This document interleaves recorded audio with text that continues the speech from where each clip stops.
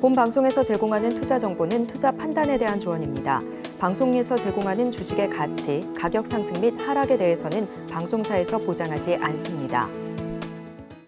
시청자 여러분 안녕하세요. 오늘을 돌아보고 내일을 준비하는 오늘장 내일장 2부 진행의 백선혜입니다. 장 마감까지 확실한 승부 전략과 내일장 주목할 섹터까지 제시해드리고 있습니다.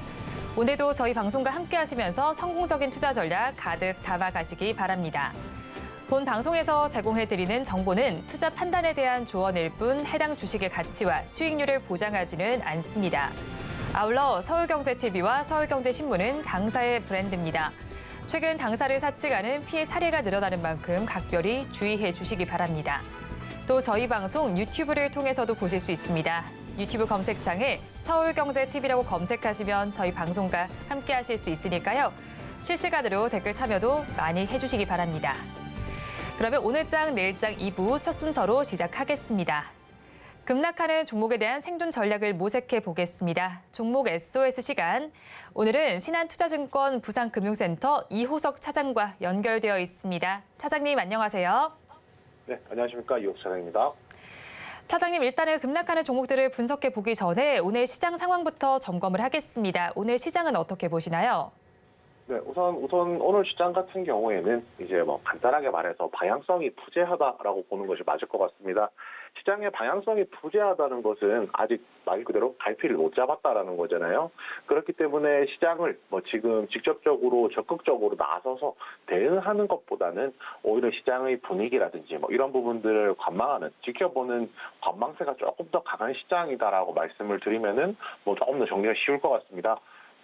우선 이제 두드러지는 어제죠. 이제 어제까지만 하더라도 결국은 초전도체 관련한 종목들이 시장에 이제 하단을 받쳐주면서 오히려 주가 변동을 조금 더 막아주었다라고 하면 오늘 같은 경우에는 시장에서 이제 그런 부분들이 좀 사라졌죠. 그렇게 되면서 주도하는 업종, 주도하는 섹터 이런 부분들이 전반적으로 약해져서 시장에서 지금 이제 관심이 이제 조금 줄어들었다라고 보면 될 것 같고요. 결국 이제 관망하면서 어디를 보아야 되는지에 대한 얘기를 좀 해봐야 될 것 같습니다. 지금 이 시점에서 보아야 될 부분이라고 한다면 이제 가장 대표적인 것이 화장품 관련주가 될 것입니다. 시장에서 이제 우리나라 화장품들이 일본 시장에서 수입액 기준으로 처음으로 1위 했다라는 내용이 나왔거든요.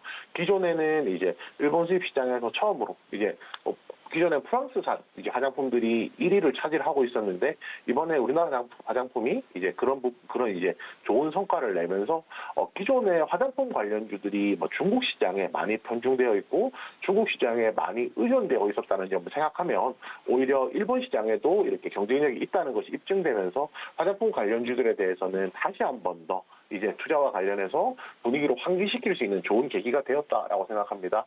저희가 코로나 이제 포스트 코로나 이후에 이제 엔데믹 시대라고 하죠. 엔데믹 시대가 열리면서 결국은 중국에서 화장품 관련주들이 다시 한 번 더 중국 모멘텀으로 반등을 할 것이다라고 했는데 실질적으로 주가는 올라왔긴 하지만은 그에 뒷받침하는 숫자가 따라오지 않으면서 오히려 조금 긍정적이지 않은 내용들이 더 많았었다라고 생각을 하거든요.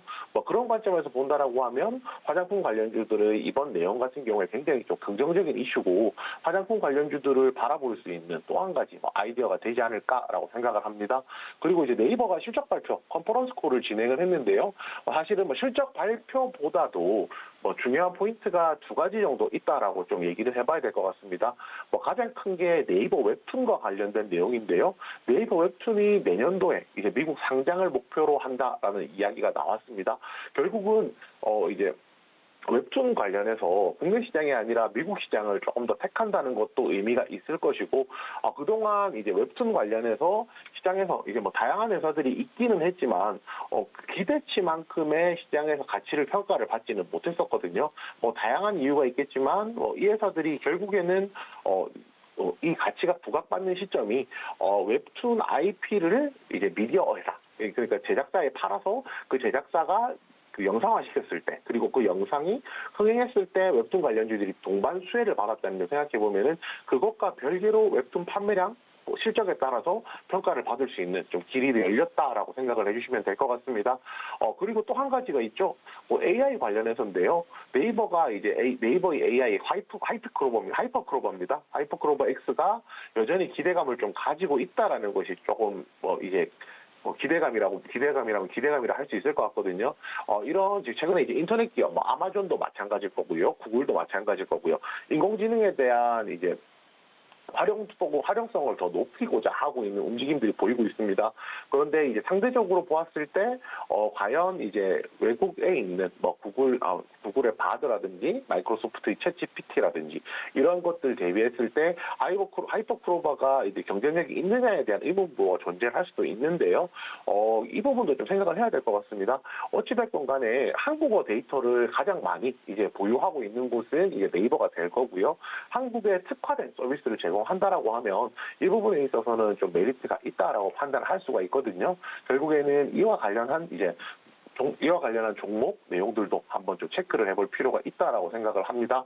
그리고 마지막으로 이제 얘기를 해볼 부분이라고 하면 결국은 초전도체에 관련된 내용일 건데요. LK99죠. LK99 이제 검증위원회에서 이제 초전도체 관련한 입증 부족이라는 기사가 어제 이제 장 마감 후에 나왔습니다. 그래서 관련된 종목들이 시간에 하한가를 들어갔었고요. 오늘 장중에도 시초가는 약간 조정에서 시작했지만 결국에는 굉장히 큰 폭으로 하락하는 모습을 보여주었었거든요. 제가 과학자가 아니기 때문에 이것이 초정도체가 입증이 되느냐 안 되느냐는 알 수도 없고요. 그 부분은 이제 지금 이 방송을 보시는 시청자분들도 마찬가지일 겁니다. 그렇지만 한 가지 명확하게 알 수 있는 것은 이것을 입증하고 그리고 입증해서 맞는지 아닌지 기다 아니다를 이제 알 수는 없지만은 투자자들이 맞다고 생각하는지 맞지 않다라고 생각하는지는 알 수 있다라고 생각을 하거든요.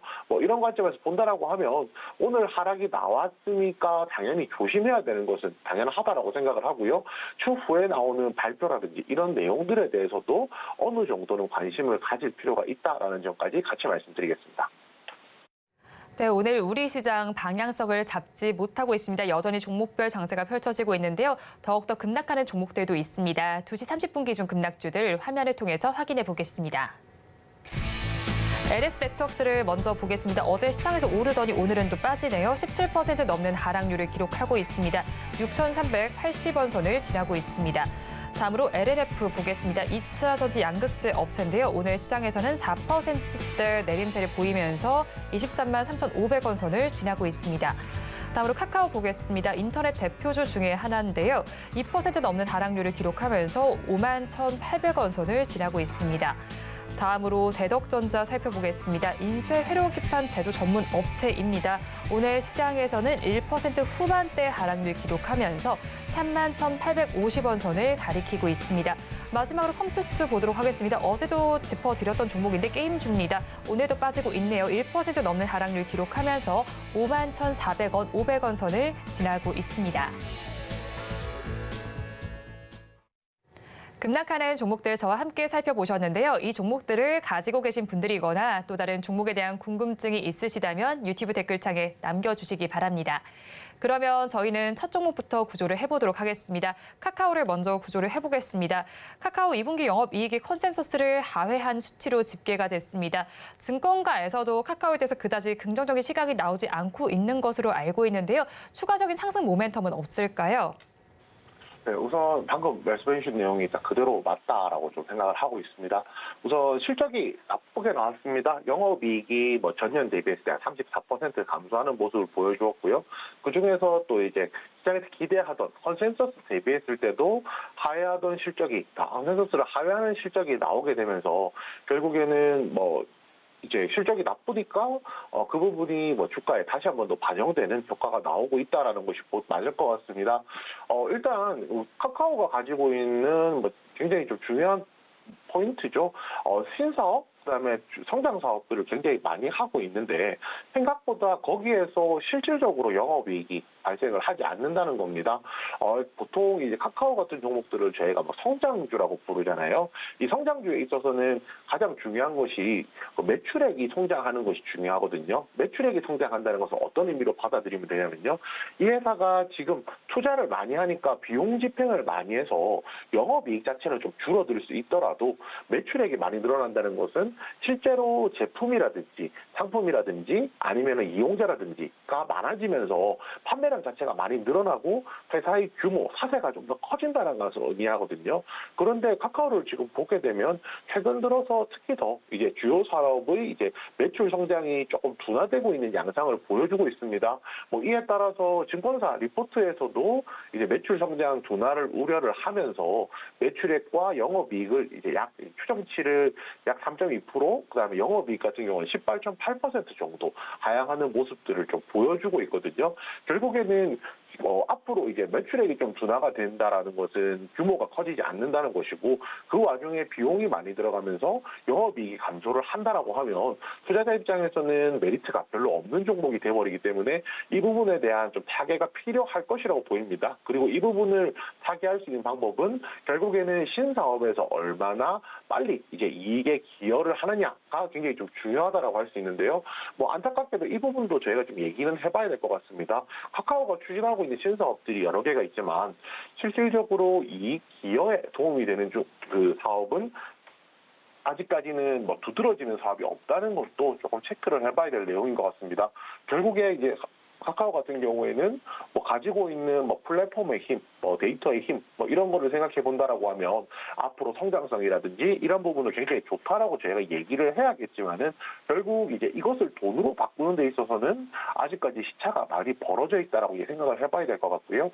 그러면 결국 이제 신사업이 이익 기여가 되기까지 시간이 필요하기 때문에 이 종목 같은 경우에는 실적과 별개로 기다림의 시간이 많이 필요할 것이다라고 정리드리겠습니다. 네, 카카오의 경우에는 가지고 있는 것에는 긍정적이지만 이게 수익으로 연결되기까지는 시차가 있을 것이다라고 분석을 해주셨는데요. 그렇다면 가지고 계신 분들께서는 어떻게 대응하면 좋을까요? 네, 우선 버티자로 말씀을 드리겠습니다. 일단 말씀은 버티자로 드리겠지만은 굉장히 막 좋아서 버티자, 무조건 좋으니까 기다리십시오라는 이제 그런 개념보다는 가격 자체가 하단부까지 충분히 내려왔기 때문에 여기서는 종목을 바로 이제 매도하는 것보다는 조금 더 기다려볼 여지가 있다 정도로 생각을 해주시면 될 것 같습니다. 지금 가격이 한 52,000원 정도 되는 상황이거든요. 신규 매수가를 46,500원을 드릴 겁니다. 이 46,500원이라는 가격은 지난 7월 말에 있었던 최저가 가격까지 내려온 가격이거든요. 결국 이제 이 가격까지 내려온다라고 하면 아래쪽으로 지지선이 그렇게 많이 있는 상황은 아닙니다. 그래서 이 가격까지 내려온다라고 하면 지금 마지막 지지선이라고 생각했을 때 이 구간에서 반등을 좀 기대해 볼 수가 있어서 이제 신규 진입 매수가 같은 경우에 46,500원으로 정했고요. 신규 손절가는 43,000원으로 잡았습니다. 제가 앞에서 말씀드렸듯이 생각보다 하단에 지지선이 그렇게 많지 않다라고 말씀을 드렸었는데요. 이 종목 월봉으로 저희가 조금 체크를 해보게 되면 월봉상 120개월 봉이 이제 43,000원의 부근에 이제 자리를 잡고 있습니다. 120개월 봉이라는 거는 1년을 12달이죠. 12달이니까 거의 10년 가까이 가격 평균이라고 생각을 해보면은 이 가격 아래로 내려온다라고 하면 반등해서 올라올 때까지 시차가 좀 걸리겠죠. 그래서 신규 진입 손절가 43,000원 잡았고요. 신규 진입 목표가는 48,000원 그리고 51,000원 드리겠습니다. 48,000원 같은 경우에는 이 종목이 상승했을 경우에 그 다음 이제 저항선으로 작용하는 구간까지가 48,000원이고요. 51,000원 같은 가격은 51,000원 가격 같은 경우에는 지금 21선이 도달하는 가격입니다. 대체로 이 종목 제가 지금 짧게 목표가를 조금 드리고 있는데요. 지금 오늘 앞에서 제가 시황 말씀드리면서 네이버 말씀드렸지만 현재 두 종목의 이제 업황 자체가 업황 내에서 사업 전망 자체가 조금 양상이 바뀌고 있잖아요. 그래서 만약에 필요에 의해서는 수평 이동도 고려해 볼 수 있다라는 점까지 같이 말씀드리겠습니다. 카카오에 대해서는 버티자라는 전략을 제시해 주셨습니다. 가격 전략을 살펴보면요. 다시 진입을 하신다면 46,500원 선에서 해보시고요. 이때 손절 라인은 120개월 봉이 있는 43,000원 제시해 주셨습니다. 그리고 목표 주가 두 가지로 제시를 해주셨는데요. 단기로는 48,000원, 중기로 51,000원 말씀해 주셨습니다. 그러면 저희 다음 종목도 구조를 해보겠습니다. 대덕전자 구조를 해볼 텐데요. 서버용 대면적 FC-BGA 개발 계획이 지연될 수 있다라는 증권가의 분석이 나와 있습니다. 또 2분기 실적 역시도 지난해 같은 기간과 비교했을 때 부진한 것으로 나왔는데 이 종목은 어떻게 봐야 할까요? 네, 우선 대덕전자 대표적인 PCB 관련한 이제 메모리용 기판 관련 이제 회사라고 할 수가 있습니다. 그런데 실적이 굉장히 안 좋게 나왔거든요. 2분기 실적이 이제 매출액이 2,198억인데 전년 대비했을 때 약 36% 정도 감소한 수치고요. 영업이익 감소가 굉장히 큽니다. 영업이익이 약 56억 정도 되는데 전년 대비 대략 한 91% 정도 감소하는 수치가 나왔습니다. 결국에는 이제 뭐 기판에 대한 수요가 많이 좀 줄어들었고 그에 따른 수요가 줄어들었기 때문에 당연히 이제 비메모리용 기판을 만드는 데 있어서 그 출하량 자체가 감소했다는 것이 뭐 대표적인 원인이 될 겁니다. 결국 이제 대덕전자 같은 경우 이렇게 생각해 볼 수가 있겠죠. 이제 실적이 안 나오려고 하면 업황도 분명히 개선이 돼야 될 것이고요. 업황도 개선돼야 될 것이고 그 업황에 맞는 이제 수요도 분명히 존재를 해야 된다는 것인데 지금 시점에서는 그 부분이 조금 아쉽다라고 좀 얘기를 해봐야 될 것 같습니다. 결국 이제 그렇다고 해서 무조건 나쁘냐라고 하면 그거는 또 아니거든요. 일단 예정된 실적보다 이제 부진한 것은 맞지만 FC-BGA에 대해서 뭐 투자 계획이라든지 적용처가 확대된다든지 이런 전반적인 계획 자체는 바뀌지 않았다는 겁니다. 단기 실적이 부진하다고 해도 회사가 가지고 가고 있는 방향 자체가 방향성이 바뀌지 않았다는 점에서는 굉장히 좀 긍정적이라고는 할 수 있을 겁니다. 그렇지만 그렇다고 해서 무조건 또 좋다는 것도 아닙니다. 이 부분은 어쩔 수가 없는데요. 현재 3분기의 영업이익이 163억 정도로 현재 예상을 하고 있습니다. 전 분기 대비, 2분기 대비했을 때는 191% 늘어난 영업이익이겠지만은 전년 대비 2022년 3분기 대비했을 때는 대략 한 79% 정도 감소하는 수치거든요. 실적 자체가 나쁘다는 거죠. 결국에는 실적 자체가 나쁘다는 부분에 대해서는 이제 뭐 부정을 할 수 있는 여지가 없다라고 조금 보는 것이 맞을 것 같습니다. 결과적으로 이제 지금 부진에 대한 부분을 이제 생각을 조금 한다라고 하면 결국에는 증권사에서 나오는 내용들은 이겁니다. 2023년 올해 실적 추정치 자체가 하향이 된다는 겁니다. 영업이익 추정치가 대략 한 17% 정도 감소되는 양상을 보이게 될 텐데요. 앞에서 말씀드렸듯이 중장기 계획이 변하지는 않았지만 지금 당장에 이제 뭐 악재라는 것만은 인정을 하는 것이 맞다라고 말씀을 드리는 거고요. 앞서서 말씀드렸던 FC-BGA 관련된 매출 같은 경우에는 올해 2분기가 바닥이고 올해 3분기부터 느린 개선이 시작되면서 올해 4분기, 다음 분기죠. 다음 분기부터는 다시 성장 궤도로 오를 것 같다라는 지금 추정들이 나오고 있습니다. 이런 부분 저희가 종합적으로 생각해 본다면 실적 앞으로 이제 좀 더 개선되고 나아질 여지가 있겠지만 지금 당장 이제 긍정적이지 않은 내용들이 많이 나왔다는 사실에 대해서도 함께 아셔야 될 거라고 생각합니다. 대덕전자에 대해서는 앞으로 실적이 개선될 여지는 있겠지만 지금 그다지 좋지 못한 소식들이 나와 있다는 점까지 짚어주셨는데요. 그렇다면 가지고 계신 분들께서 어떻게 대응해야 할까요? 네, 우선 버티자 의견을 드리겠습니다. 이 종목도 마찬가지입니다. 카카오랑. 버티기가 좋아서 버티자는 게 아니라 지금 가격이 이제 지지선 하단까지 거의 내려와 있는 상황이기 때문에 지금 구간에서는 오히려 버티는 것이 더 낫다라는 판단에서 말씀을 드리는 겁니다. 신규로 진입할 수 있는 매수가는 29,400원입니다. 29,400원이라는 가격은 지금 60일선에 도달을 하는 가격이거든요. 이 종목 보시면은 이 종목 보시면은 시세가 5월 말부터 이제 가파르게 상승을 하면서 61선, 121선, 21선의 이격도죠. 굉장히 좀 많이 거리가 멀어져 있는 것을 알 수가 있습니다. 결국에 이제 61선까지 내려온다라고 하면 1차적으로 지지를 받을 수 있다라고 판단을 해서 그 구간에서 신규 진입을 이제 할 수 있다라고 생각을 하고 있고요. 신규 진입 손절가는 또 26,000원입니다. 앞에서 제가 이동평균선 말씀을 드려서 더 설명이 이해가 빠르실 거라 생각하는데 26,000원은 121선이 도달하는 가격입니다. 결국에는 61선 아래쪽으로 깨고 내려온다라고 하면 그 아래쪽 지지선이 이제 26,000원이고요. 그 26,000원을 이제 26,000원에서 지지를 받는다라고 하면은 좋겠지만 만약에 지지가 안 된다라고 하면 손절하는 전략 필요하다라고 생각을 합니다. 만약에 신규 진입 매수가로 이제 매수를 하시게 된다라고 하면 결국은 이제 목표가를 두 개를 드릴 텐데요. 32,000원 그리고 35,000원입니다. 32,000원이라는 가격은 지금 현재 가격 부근이죠. 결국에는 이 구간에서 지지선이 하나 작용을 하고 있고요.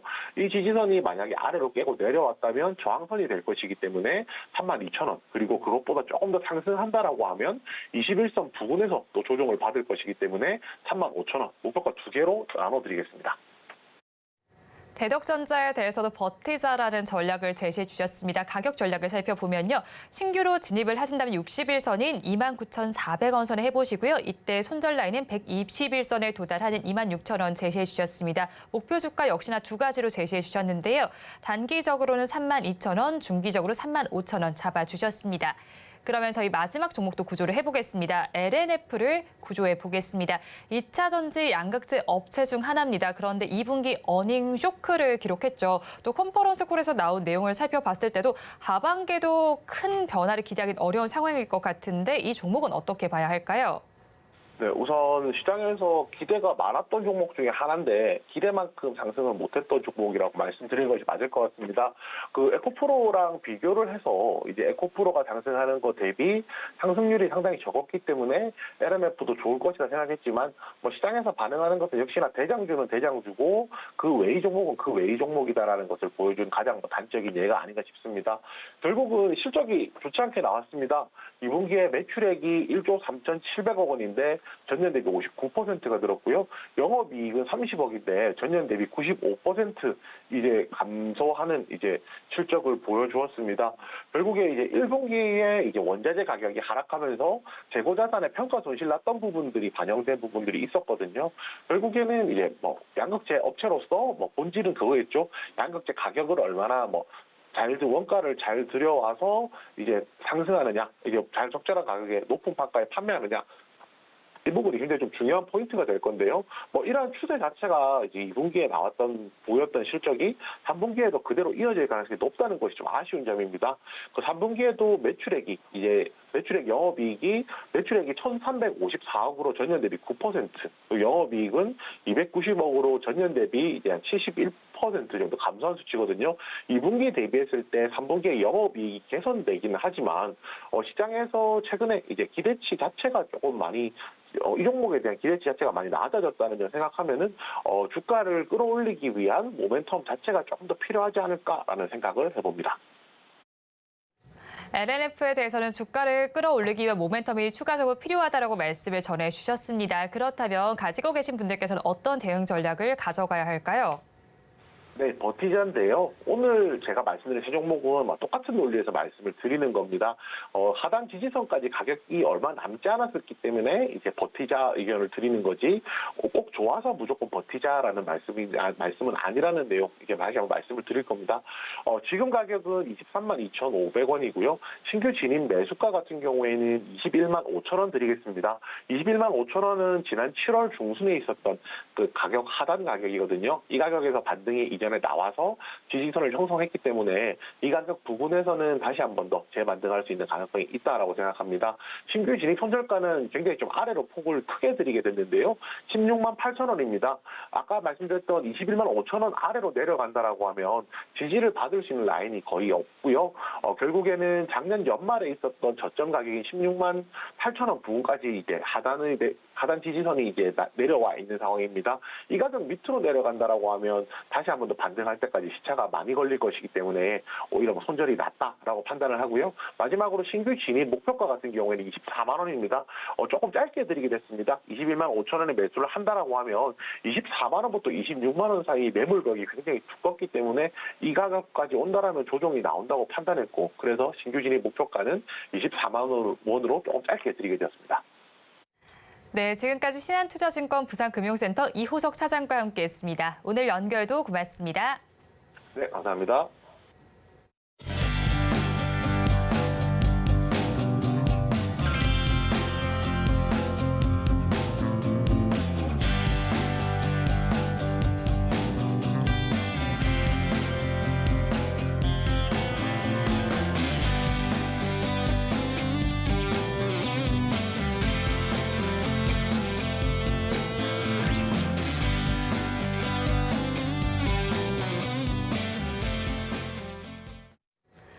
앞서서 급락주에 대한 대응 전략을 살펴봤다면 이번에는 오늘의 매매일지에 성공적인 마침표를 찍어드릴 찬스 종가 베팅 시간입니다. 오늘은 영헬리서치의 최진욱 팀장과 함께합니다. 어서 오세요. 네, 맞습니다. 네, 먼저 팀장님과 이 시간에 짚어드렸던 종목 리뷰를 부탁드리도록 하겠습니다. 지난주에 짚어주셨던 종목인데 SK하이닉스가 지금 0.39% 정도의 수익률이 나오고 있습니다. 이 종목 계속해서 가져가도 괜찮을까요? 그렇죠. 지금 이제 최근에 급락, 그러니까 주가 조정에 따라 가지고 어느 정도 네. 주가가 지금 브레이크가 좀 걸린 모습으로 판단이 네. 들거든요. 그러니까 단기적인 지금 지지 라인을 좀 형성을 해주면서 지금 어느 정도 다시 좀 재상향, 우상향을 지금 계속 기조를 이어가려고 하는 모습이 들어와주고 있습니다. 그렇기 때문에 여전히 지금 매수를 해서 보유를 하고 계신다라고 하게 되면은 여전히 좀 홀딩 관점 좀 유효한 구간이고요. 지금 구간에서는 추가적인 좀 하락보다는 좀 상승이 나올 가능성이 좀 크다고 보고 있는 상황입니다. 네, 추가적인 상승이 조금 더 나올 가능성이 크다라고 말씀해 주셨는데 반도체는 HBM 효과가 좀 톡톡하게 나오고 있습니다. 변동성에 따라서 어떻게 대응 전략을 짜가야 할까요? 사실 이제 HBM3 같은 경우는 제가 앞전에서도 저번 주에 말씀을 해드렸다시피 지금 개발 속도 면에 있어가지고 충분히 주가에도 영향을 줄 거라고 생각을 합니다. 삼성전자 같은 경우가 올해 4분기였고요. 그리고 마이크론 같은 경우가 내년 1분기에 지금 양산이 예정이 되어 있는 상황인데 SK하이닉스는 일전부터 이미 좀 개발 속도가 들어갔던 부분들이고 여전히 엔비디아 측에다가 지금 납품을 하고 있는 상황입니다. 그러면 결국에는 이 정도에 대한 격차 부분들은 주가에 충분히 나타나줄 수 있는 부분들이고 사실 지금 2차 전지 쪽에서 이제 단기 테마가 형성됐던 게 초전도체 테마였죠. 네. 그러니까 이쪽에 대한 수급이 어느 정도 몰렸다가 단기 테마 속으로 인식을 하고 수급이 또 빠지게 되면은 그 다음은 좀 반도체 HBM3 쪽으로 또 몰릴 가능성도 여전히 좀 남아있는 상황이다 보니까 하반기에 충분하게 저는 기대를 굉장히 좀 많이 하고 있는 상황입니다. 네, 그렇다면 다음 종목 리뷰도 좀 부탁을 드리도록 할게요. 네네. 지난달 7일에 공략을 해주셨던 종목인데 셀바스 헬스케어는 지금 수익률이 굉장히 크네요. 81%대로 나오고 네네. 있습니다. 이 종목도 지금 수익 실현을 해봐야 될까요? 아니면 계속 가져가야 할까요?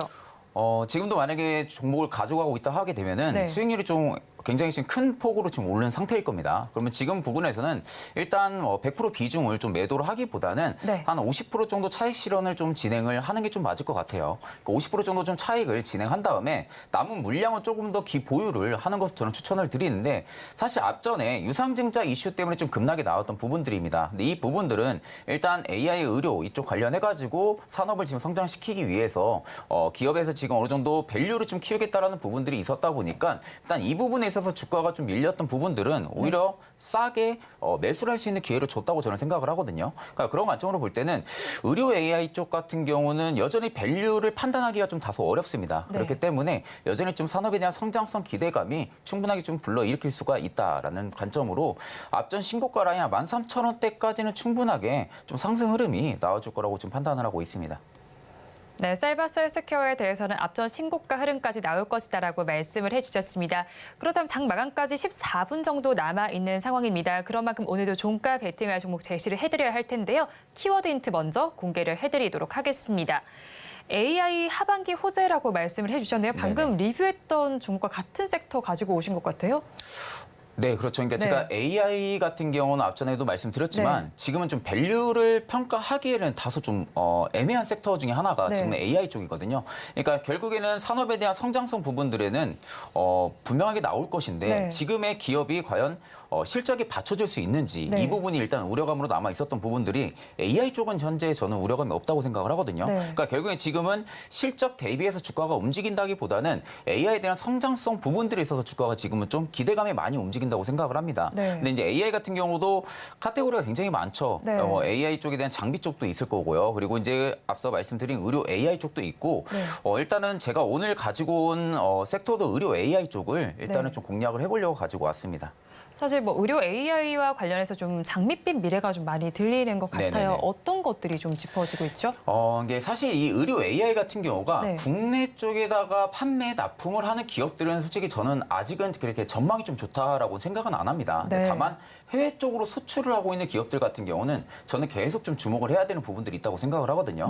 특히 이제 국내 같은 경우는 생각보다 인프라가 잘 구축되어 있습니다. 그러니까 의료 쪽에 대한 인프라가 잘 구축이 되어 있는 부분들이죠. 의료진들 같은 경우 경우도 여전히 지금 인프라가 잘 구축이 되어 있고요. 병원 이런 각종 시설들 같은 경우도 인프라가 잘 구축이 되어 있는 상황이다 보니까 사실 여기서 AI 의료기기를 도입을 해서 수술을 진행을 한다라든지 이런 부분들이 시행이 된다라고 하게 되면은 사실 국내 같은 경우는 지금의 의료진과 AI 쪽에 대한 이 오차 범위가 저는 심하지 않을 거라고 생각을 하거든요. 네. 그러니까 결국 AI를 좀 도입을 시켜가지고 막대한 자금을 들여서 장비를 도입을 시키고 굳이 수술을 진행 안 해도 지금의 의료진으로도 충분히 인프라가 구축이 되어 있는 상황이다 보니까 국내 쪽 같은 경우는 오히려 그렇게 좀 전망이 저는 좋지는 못할 거라고 생각은 하는데 해외 쪽 같은 경우 상황이 좀 다르죠.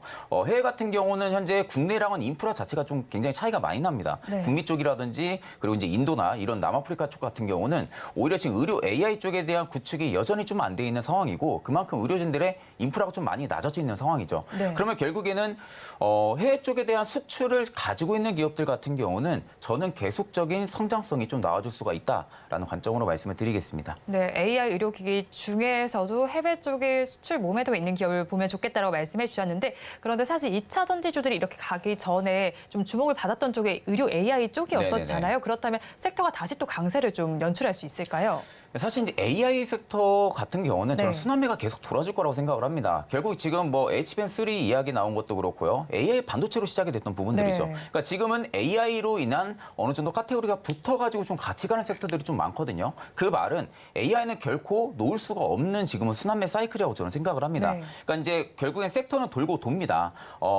반도체가 갔다가 뭐 2차 전지가 가기도 하고요. 그리고 AI가 가기도 하고 이런 부분들이 있는데 이 섹터 순환매 안에 들어갈 수가 있는지를 업종을 파악을 한다고 하게 네. 되면은 저는 AI는 무조건 전 들어갈 수밖에 없을 거라고 생각을 하고 그러면 지금 시장의 색깔에 있어서는 오히려 AI 쪽 같은 경우는 충분하게 매수 관점을 좀 잡아보셔도 네. 나쁘지 않을 거라고 보고 있는데 이제 이 부분들이 의료기기 쪽으로 우리가 잡을 것이냐 네. 혹은 이제 다른 이제 공정장비 쪽으로 좀 많이 붙일 것이냐 네. 이런 관점으로 보면 저는 좀 의료기기 쪽이 조금 더 시장에서는 기대감이 부각이 될 가능성이 좀 크다고 보고 있는 상황입니다. 네, 그렇다면 의료 AI 섹터 내에서도 여러 가지 종목들이 있잖아요. 네네. 팀장님 어떤 종목을 가지고 오셨나요? 제가 오늘 가지고 온 종목은 루닛이라는 종목을 좀 가지고 왔어요. 네. 이제 의료 AI 쪽에서는 어떻게 보면 좀 대장주 역할을 좀 충분히 많이 해주고 있는 기업입니다. 많이 근데 오르기도 했죠. 네, 그렇죠. 그러니까 사실 지금 증거금 100에 지금은 좀 찍혀 있는 종목인데 네. 지금 의료 AI를 굳이 뭐 증거금 100% 종목이다라는 관점으로 좀 보기보다는 네. 사실 앞서 말씀드린 대로 지금은 실적으로 주가가 올라간다기보다 기대감이 좀 많이 올라갑니다. 네. 특히 이제 지금의 루닛 같은 경우는 밸류상으로 판단을 할 수가 저는 없다고 생각을 하거든요. 네. 그러니까 지금의 밸류, 지금의 실적으로는 말도 안 되는 위치입니다. 다만 앞으로 루닛이 성장할 수 있는 부분들에 있어서의 밸류는 저는 계속적인 좀 재평가가 들어갈 수가 있다라는 관점입니다. 최근에 지금 가던트 헬스를 통해서 매출이 발생을 하고 있는데 일단은 지금 1분기 대비해서 외형 성장이라든지 영업 적자폭이 굉장히 많이 줄었거든요. 그러니까 이 부분들은 R&D 비용과 그리고 의료 AI 도입에 대한 조정이 일어났기 때문에 적자폭이 많이 줄은 겁니다. 그러면 하반기로 가면 갈수록 영업 적자폭 같은 경우는 충분히 개선이 될 수가 있는 여지가 살아있기 때문에 오히려 지금 의료 AI 쪽 같은 경우는 루닛을 충분히 접근을 해보셔도 나쁘지 않을 거라고 생각을 하고 있습니다. 그럼 루닛이 가지고 있는 기술력이 좀 궁금해요, 팀장님. 어느 네네. 정도 위치인지 뭐 해외 기업들과도 비교를 해볼 수 있을까요? 이제 지금 미국 쪽에서 캐서문샷이라고 하죠. 네. 이제 바이든 정부에서 암 프로젝트 관련해서 지금 굉장히 많이 밀고 있는 상황입니다. 네. 근데 유일하게 국내에서 캐서문샷 관련해 파트너십을 맺고 있는 기업은 루닛 혼자밖에 없습니다. 네. 그러니까 그만큼 국내에서 유일하게 지금은 루닛이 가지고 있는 부분들이죠. 그러면 결국에는 파트너십을 통해서 매출이 발생이 될 수가 있냐라는 부분들입니다. 그러면 지금 의료 AI 기기 업체들 중에서는 루닛만 지금 파트너십을 통해서 매출이 발생할 수 있는 유일한 좀 기업이다라는 관점이고요. 사실 지금 루닛 인사이트만 봐도 AI 진단 솔루션에 관련된 지금은 매출 비중만 좀 많이 잡혀 있는 상황입니다. 근데 AI 진단 솔루션 자체가 네. 결국에 많은 데이터량을 보유를 해가지고 수술을 통해서도 진행을 할 수 있는 부분들이고요. 비수술을 할 수 있는 부분들이 있어서 보완해 줄 수 있는 데이터들을 막대하게 좀 가지고 있는 부분들도 루닛이 일단은 지금 기술의 성장성을 가지고 있기 때문에 오히려 지금 루닛 같은 경우는 저는 의료 AI 쪽 관련해서는 충분히 상용화가 좀 많이 될 거라고 생각을 하거든요. 그러면 결국엔 추후에 가면 갈수록 고객사들의 다변화 현상들도 꾸준하게 나타날 수가 있습니다. 그러면 해외 쪽에 대한 매출 판권을 여전히 좀 잡고 있는 상황인데 여기서 고객사 다변화까지 나온다고 하게 되면은 충분하게 의료 AI 쪽 관련해서 대장주 역할을 꾸준하게 해줄 가능성이 저는 좀 크다고 보고 있는 상황입니다. 네, 루닛 의료 AI와 관련해서 대장주 역할을 계속 꾸준하게 할 수 있다고 말씀해 주셨습니다. 지금도 고점이 아니다라고 분석을 해주신 것 같아요. 네네. 그렇다면 가격 전략 저희가 어떻게 가져가야 할까요? 지금 구간도 이제 고점 밸류에서 네. 소폭 좀 빠진 모습인데 보통 이렇게까지 주가가 단기간 상승을 해주게 되면은 오히려 좀 차익 실현이 좀 강하게 나와줍니다. 신고가 네. 라인에서. 근데 지금 루닛 같은 경우는 오히려 지금 신고가 라인에서도 매물이 많이 안 나온 모습이거든요. 네. 그럼 그만큼 앞쪽에 저점에 잡았던 매물 자체도 지금은 충분하게 나가지 않았다는 것은 루닛에 대한 성장성 부분들, 그러니 주가가 지금도 계속 더 갈 수가 있다라는 네. 기대감이 지금은 부여가 되고 있기 때문에 손저가 같은 경우는 15만 8천 원을 일단 단기적으로 이탈을 안 하면 된다고 저는 네. 보고 있습니다. 그리고 목표가 같은 경우는 앞전 정고라인 소폭 못 미치게 19만 8천 원을 제시를 해드리겠습니다. 네, 일단은 가격 전략을 먼저 살펴봤고요. 루닛은 지금 학회 모멘텀도 있잖아요. 네네. 지금 아스코에 가서 지금 참석해서 어떤 걸 좀 발표하는 걸로 알고 있는데 어떤 네네. 부분들이 좀 제시될 예정일까요? 이제 아까 말씀드린 대로 네. AI 진단 관련된 솔루션 부분들을 좀 발표가 예정이 되어 있는 상황이거든요. 네. 근데 지금 각국 인프라 부분들에 있어서 의료 AI 쪽 인프라를 키우게 되려면은 네. 결국에는 AI 진단 솔루션이 필요한 부분들이죠. 네. 그러니까 사실 지금은 로봇이 결국엔 우리가 어떠한 부분들에 좀 주문을 넣어가지고 거기에 따라서 좀 많이 움직이는 부분들이죠. 네. 그러니까 아직까지는 자발적으로 AI가 움직이는 부분들은 한계가 좀 있습니다. 의료 쪽에서는. 그러다 보니까 어느 정도 기술 데이터량을 좀 많이 확보를 할 수 있는 기기들 같은 경우가 네. 굉장히 지금은 중요하게 비전 부분들에 있어서 지금 보고 있는 상황인데 그 부분들 루닛 같은 경우가 지금 AI 진단 솔루션의 부분들의 매출 빈도 그리고 주력 제품으로 지금은 밀고 있는 상황이다 보니까 사실 지금 구간에서 학회 부분에서는 사실 그렇게 움직일 만한 재료들은 딱히 없을 거라고 생각은 합니다. 네. 다만 루닛 같은 경우 제가 지금 보고 있는 부분들이 단기적인 성장성보다는 중장기적인 베타성을 볼 때 여전히 저는 지금의 주가가 굉장히 좀 매력적이라고 생각을 하고 있기 때문에 충분하게 신규분들도 지금은 충분히 접근이 가능하다라는 관점으로 말씀을 드리겠습니다. 네, 루닛에 대해서는 중장기적으로 보면 좋겠다라고 말씀해 주셨는데요. 사실 루닛과 함께 뷰노도 많이 거론이 아, 됐잖아요. 네네. 같은 흐름이 될 것이라고 봐도 괜찮을까요? 사실 이제 뷰노도 지금은 거론됐던 부분들이 루닛의 그 다음 타자로 좀 많이 거론이 됐었거든요. 네. 그러니까 이등주 역할을 좀 해줄 것이라는 부분들이 기대감이 지금도 시장에서는 형성이 되고 있는데 네. 저는 이 사실 이등주라는 것 자체가 좀 많이 바뀔 거라고 생각을 하거든요. 네. 그러니까 특히 이제 의료 AI 같은 경우는 지금은 기업이 어느 기업이 지금 딱 좋다라고 적혀져 있는 부분들이 없습니다. 네. 그러니까 루닛만 지금은 유일하게 어느 정도 해외 쪽이랑 파트너십을 맺고 있는 네. 상황이고 그 밑에 기업들 같은 경우는 지금 거의 공통된 상황입니다. 그러니까 셀바스 헬스케어도 마찬가지죠. 네. 그러니까 지금은 의료 AI 기업들 같은 경우는 누가 어떻게 치고 나올지는 모르는 상황이다 보니까 사실상 지금 뷰노 같은 경우를 좀 접근하기보다는 네. 의료 AI 섹터에서 두 종목을 접근하기보다 한 종목만 네. 포트에 딱 한 종목만 담으셔가지고 지금은 좀 루닛 쪽만 좀 접근을 해보시는 게 나쁘지 않을 거라고 보고 있습니다. 네, 의료 AI와 관련해서 성장성은 나타나겠지만 일단 한 종목을 먼저 공략해 보시자라고 말씀을 해주셨고요. 루닛을 종가 베팅할 종목으로 잡아주셨습니다. 그러면 저희는 마감 동시효과 구간 분위기를 좀 살펴보도록 하겠습니다. 우리 시장 오늘 방향성이 굉장히 부재한 하루였다라고 볼 수 있겠습니다. 코스피와 코스닥 양대장 혼조 양상으로 마감을 할 것으로 보입니다. 코스피 시장 소폭의 강세를 보이면서 2605선에 마감을 할 것으로 보이고요. 코스닥 시장은 0.21%의 약보합세를 보이면서 918선에 마감가를 쓸 것으로 보입니다. 이어서 수급 양상도 체크를 해보겠습니다. 코스피 시장을 살펴보니까요. 외국인 투자자들과 기관 투자자들 여전히 팔고 있습니다. 개인 투자자들만이 4,377억 원 정도 담아내고 있고요. 다음으로 코스닥 시장도 살펴보겠습니다. 코스닥 시장에서도 같은 수급 양상이 관찰이 되네요. 외국인 투자자들과 기관 투자자들 동반 매도에 나서고 있고 개인 투자자들만이 매수를 해주고 있습니다. 오늘 시장 팀장님께서는 어떻게 보셨을까요?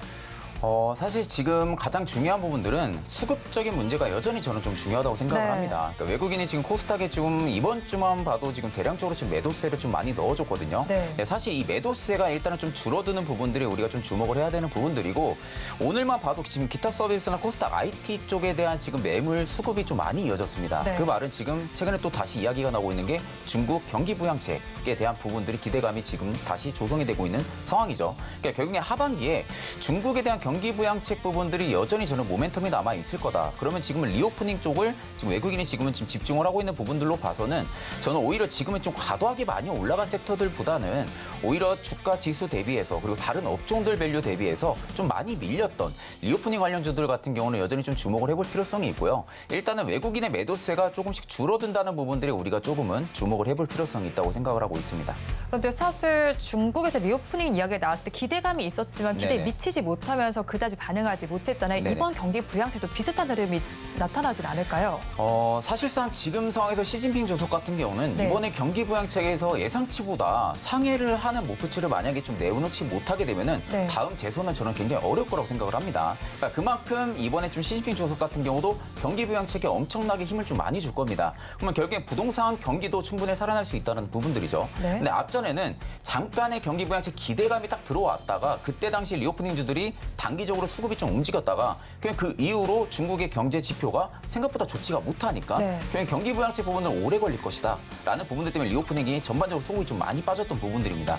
근데 지금 다시 이야기가 수면 위로 올라와주고 있는 부분들이고 사실 저는 전반기에 비해서 하반기에 중국 쪽에 대한 이슈가 좀 많이 나올 가능성이 좀 크다고 보고 있거든요. 네. 그러니까 그런 관점 볼 때는 지금의 주가가 좀 굉장히 많이 빠졌으니까 네. 외국인도 지금은 좀 관심을 가지는 거라고 저는 생각을 하고 있기 때문에 전반기의 리오프닝에 대한 좀 사이클과 네. 하반기의 리오프닝에 대한 사이클을 좀 비교를 해본다고 하게 되면은 사실 네. 전반기보다 저는 좀 더 셀 거라고 지금 보고 있는 상황입니다. 네, 전반기보다 강할 것이다라고 짚어주셨는데 그럼 리오프닝 관련해서 섹터 한번 좀 짚어주시겠어요? 간단히. 사실 지금은 화장품 네. 그리고 게임 쪽도 저는 이제 개별로는 지금은 좀 봐야 되는 시즌이라고 보고 있고요. 사실 지금은 화장품이 가장 좀 강하게 움직여주지 않을까 네. 생각을 합니다. 예, 결국엔 중국에 대한 여파, 그 중국에 대한 영향을 대비해서도 지금 해외 쪽에 고객사 다변화도 좀 많이 나타나고 있거든요. 그러면 결국엔 중국 쪽과 같이 모멘텀을 움직일 수 있는 리오프닝 섹터라고 하게 네. 되면은 저는 오히려 좀 화장품을 주목을 하는 게 맞다고 생각을 하고 있습니다. 네, 중국의 리오프닝과 관련해서는 화장품주 쪽을 주목해보면 좋겠다라고 말씀을 해주셨습니다. 우리 시장 양대 시장 모두 힘을 내지 못하고 있는 가운데 마감을 앞두고는 모두 또 파란불로 전환이 되어 있습니다. 시총 상위 종목들의 상황도 그다지 좋지는 못합니다. 마감 동시효과 구간 함께하셨습니다.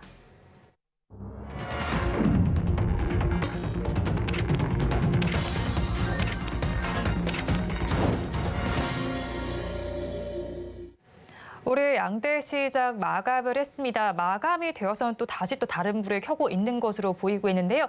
양대 시장 업종별로도 살펴보니까 코스피 시장에서는 섬유 의복과 보험, 증권 업종에서 가장 큰 좀 강세가 나타났고요. 코스닥 시장을 이어서 살펴보니까 상승률 상위 업종을 보면 오락문화와 운송, 소프트웨어로 집계가 됐습니다. 일단 오늘 시장은 마감이 됐는데 다음 주에 대한 전략도 짜봐야겠습니다. 오늘장, 내일장 전문가님들께 다음 주에 전략이 될 포인트를 여쭤봤습니다. 화면을 통해서 살펴보시죠. 8월 첫 주 우리 증시는 혼조세를 보였습니다. 다음 주 전략 어떻게 가져가면 좋을지 질문을 드려봤습니다. 먼저 헤르메스 스탁의 김시은 팀장님께서는 트레이딩 접근 혹은 현금 비중 확보 그리고 관망을 해보자라고 말씀해 주셨고요. 단기적인 부담감으로 주가 하락 시 매수로 대응이 필요하다라고 말씀해 주셨습니다. 당장의 매수보다는 2,510에서 2,550 사이에서의 움직임 확인 후에 매수 접근이 필요하다라고 짚어주셨고요. 다음으로 신한투자증권의 이호석 차장님께서는 주도주 부재에 따라서 관망을 해보자라고 말씀해 주셨습니다. 마지막으로 한치호 정치경제평론가님께서도 확인 또 확인이라고 말씀을 해주셨네요. 세 분 다 약간 좀 관망세로 짚어주신 것 같아요. 네네. 팀장님 의견 어떠실까요?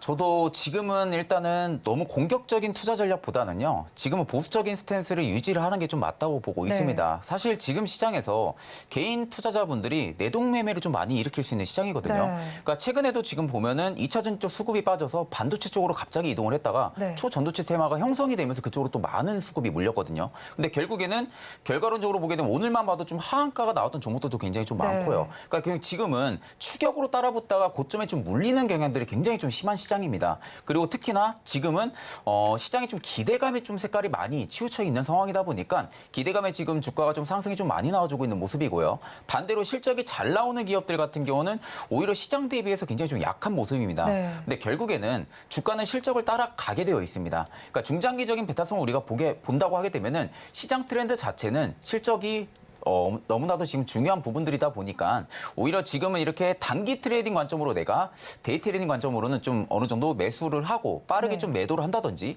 이러한 투자 전략은 지금은 유효는 하지만 네. 오히려 그러한 투자 전략이 안 된다라고 하게 되면은 저는 여전히 지금 관망을 조금은 유지를 해보시는 게 맞다고 생각을 하고 있습니다. 네, 관망을 해보면 좋겠다라고 말씀을 해주셨어요. 그런데 오늘 시장 정말 변동성이 큽니다. 마감 직후에 바로 거의 혼조세를 보이다가 지금 마감 상황을 보니까 양대 시장 모두 약보합권에서 마감을 한 모습이 나타났습니다. 그렇다면 이런 시장 속에서 변동성이 굉장히 큰데요, 팀장님. 어떤 섹터에 좀 주목해 봐도 될 만한 게 있을까요?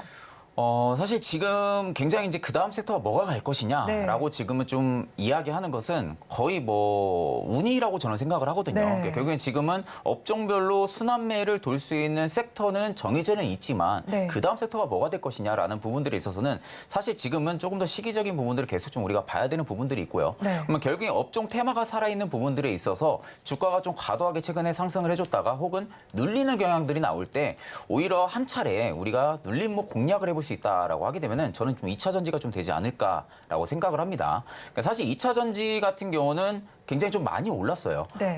지금은 좀 기업들 같은 경우도 멀티플이 많이 확장이 되어 있는 상황에서 오히려 주가가 그 타당성까지도 입증을 해줬습니다. 그런데 이 고 멀티플이 결국에는 유지가 되려면은 밑에 쪽에서 실적이 뒷받침되면서 따라와줘야 되는데 지금 사실 뭐 실적이 따라오는 기업들이 그렇게 많지가 않습니다. 네. 30년까지 어느 정도 장기 공급 계약 부분들은 확실시는 되어 있지만 실적이 지금은 찍히는 부분들은 다소 없다 보니까 오히려 지금은 멀티플이 여전히 확장이 되어 있는지를 좀 여부를 판단을 해야 되고 다만 2차 전지 같은 경우는 제가 눌림목을 좀 공략을 해봐야 된다라고 말씀드린 부분들은 일단 북미 중심으로 고성장세가 하반기에도 저는 좀 유지가 될 가능성이 네. 좀 크다고 보고 있습니다. 그럼 우리가 여기서 좀 봐야 되는 부분들은 최근에 주가가 급등이 현상들이 좀 나와주다 보니까 오히려 지금 하반기 기대 수익률만큼 즉 기대치만큼의 어느 정도 상승이 나오기는 다소 어려울 수는 있습니다. 네. 다만 신규로 매수를 하시는 분들 입장에서 볼 때는 오히려 고수익도 저는 좀 가능하지 않을까라고 네. 생각을 하거든요. 그러니까 여전히 2차 전지 쪽에 대한 산업의 성장성 부분들은 시장에서는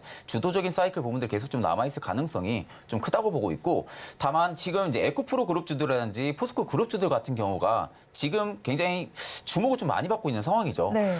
그런데 지금은 에코프로라든지 에코프로 비행 같은 경우는 접근을 하기에는 다소 좀 저는 비추천을 좀 드립니다. 네. 그렇다면 결국에 접근을 하게 되면은 포스코 그룹주 쪽에 조금 더 접근을 해보시는 게 맞다고 생각을 하고 있습니다. 그러니까 포스코 그룹주도 그렇지만 요즘 또 LS 그룹주에 대한 이야기도 계속 네, 나오고 그렇죠. 있잖아요. 네네. 이 그룹주는 어떻게 저희가 바라보면 좋을까요? LS 같은 경우가 네. 최근에 주가 상승 원동력이 됐던 부분들이 해저 케이블 수주 공시도 물론 네. 있었지만 2차 전지 산업에 대한 성장성이 나올 것이다라는 신사업에 대한 성장성이 나올 거라는 부분들이 부각이 됐던 부분들입니다. 네. 그럼 만약에 이슈가 나왔던 대로 만약에 LS에서 2차 전지에 대한 사업을 키운다라고 네. 하면은 대기업들 밸류로만 놓고 봤을 때는요. LS가 굉장히 쌉니다. 네. 그러니까 2차 전지 쪽에 대한 산업 테마가 만약에 시장에서 형성이 된다고 하게 되면은 LS가 지금 에코프로라든지 포스코 그룹주들 대비해서는 굉장히 싼 가격을 유지를 해주고 있기 때문에 오히려 지금 밸류상으로는 지금 메이저 수급들이 좀 들어와 줄 수가 있고요. 다음 LS 같은 경우가 지금 자회사들 같은 경우도 굉장히 외형 성장이 잘 나오고 있습니다. 네. 그럼 그만큼 지금 시기에서도 매출적인 부분들이 계속적으로 상승이 되고 있다는 부분들이거든요. 근데 자회사들이 이렇게 외형 성장이 잘 나오는데도 불구하고 LS가 그간 어느 정도 부각을 받지 못했던 부분들이 있습니다. 그러니까 이러한 부분들은 LS 쪽에 대한 저는 좀 중장기적인 수의 모멘텀이 형성이 됐을 가능성이 좀 크다라는 관점으로 볼 때 해저 케이블 같은 경우도 진입 장벽이 굉장히 좀 높습니다. 네. 그러면 결국에 기업들이 진입 장벽이 높다 보니까 사업성을 가지고 가기에는 다소 좀 어려운 부분들이 있죠. 그런데 LS 같은 경우가 독단적으로 해저 케이블 쪽에 대한 사업은 예전부터 좀 키워왔던 부분들이 네. 있다 보니까 지금은 시장에서는 테마가 좀 형성이 됐던 부분들이고요.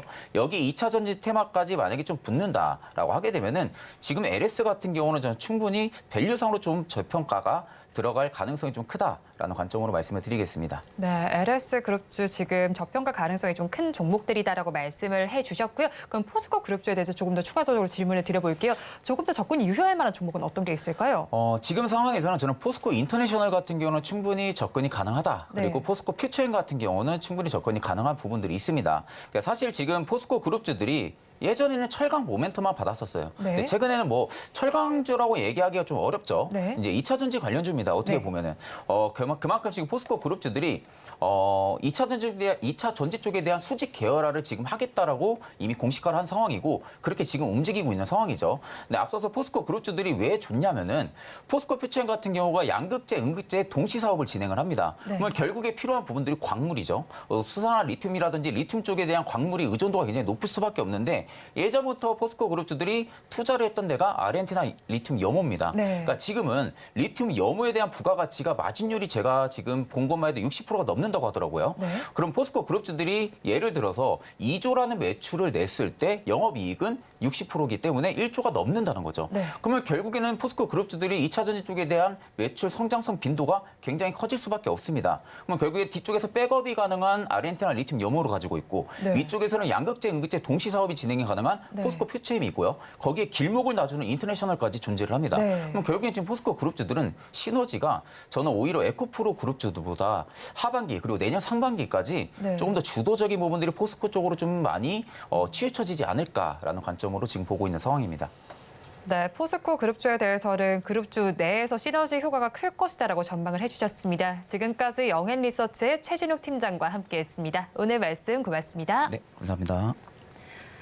오늘장 내일장 2부에서 전해드렸던 내용도 정리해서 보여드리겠습니다. 화면을 통해서 확인해 보시죠. 오늘장 내일장 2부의 핵심입니다. 카카오는 신사업이 이익에 기여된지 확인이 필요하겠고요. 두 번째로 하반기 AI 호재로 의료 AI의 동반 성장이 기대가 되고 있는 상황입니다. 그리고 마지막으로 다음 주에 승부수로는 2차 전지 잡아주셨습니다. 본 방송에서 제공해드리는 정보는 투자 판단에 대한 조언일 뿐 해당 주식의 가치와 수익률을 보장하지는 않습니다. 아울러 서울경제TV와 서울경제신문은 당사의 브랜드입니다. 최근 당사를 사칭하는 피해 사례가 늘어나는 만큼 각별히 주의해 주시기 바랍니다. 오늘장 내일장 2부에서 준비한 소식은 여기까지입니다. 주말 잘 보내시고요. 저희는 다음 주 월요일 이 시간에 다시 찾아뵙겠습니다. 함께해 주신 여러분 고맙습니다.